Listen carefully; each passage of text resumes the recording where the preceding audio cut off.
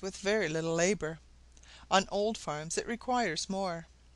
The earth is just raised with a broad hoe, and 3 or 4 corns dropped in with a pumpkin seed in about every third or fourth hole, and in every alternate row the seed are set several feet apart.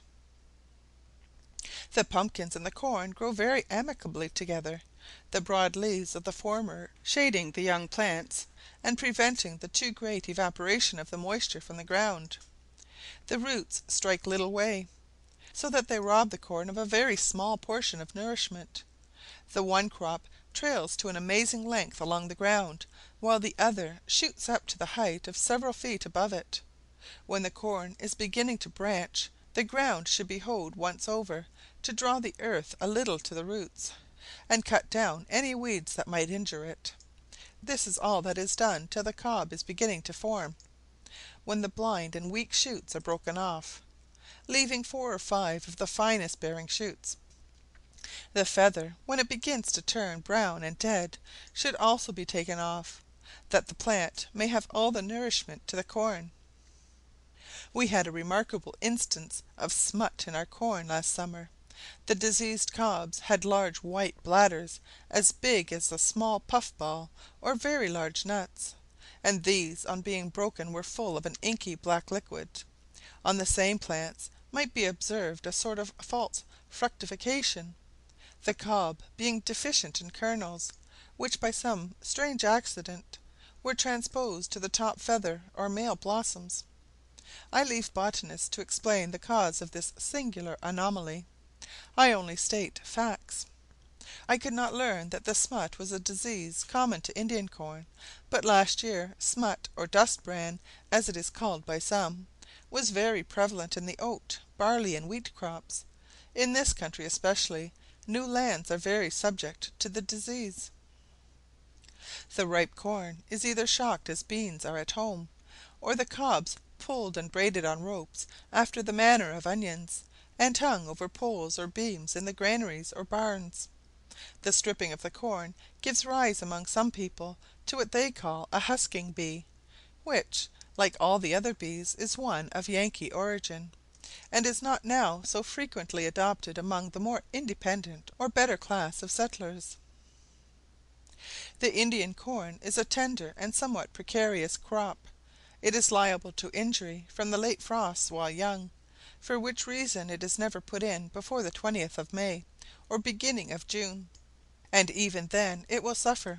It has also many enemies, bears, raccoons, squirrels, mice, and birds, and is a great temptation to breechy cattle, who, to come at it, will even toss down a fence with stakes and riders for protection, that is, a pole or crossbar supported between crossed stakes, that surmounts the zigzag rail fence, for better securing them from the incursions of cattle. Even in Canada this crop requires a hot summer to ripen it perfectly, which makes me think Mr. Cobbett was deceiving the English farmer when he recommended it as a profitable crop in England. Profitable and highly useful it is under every disadvantage, as it makes the richest and sweetest food for all kinds of granivorous animals, even in its green state, and affords sound good food when ripe, or even partially ripe, for fattening beasts and working oxen. Last summer was very favourable, and the crops were abundant, but owing to the failure of the 2 preceding ones, few settlers grew it. Our small patch turned out very good. The flour makes a substantial sort of porridge, called by the Americans "supborn."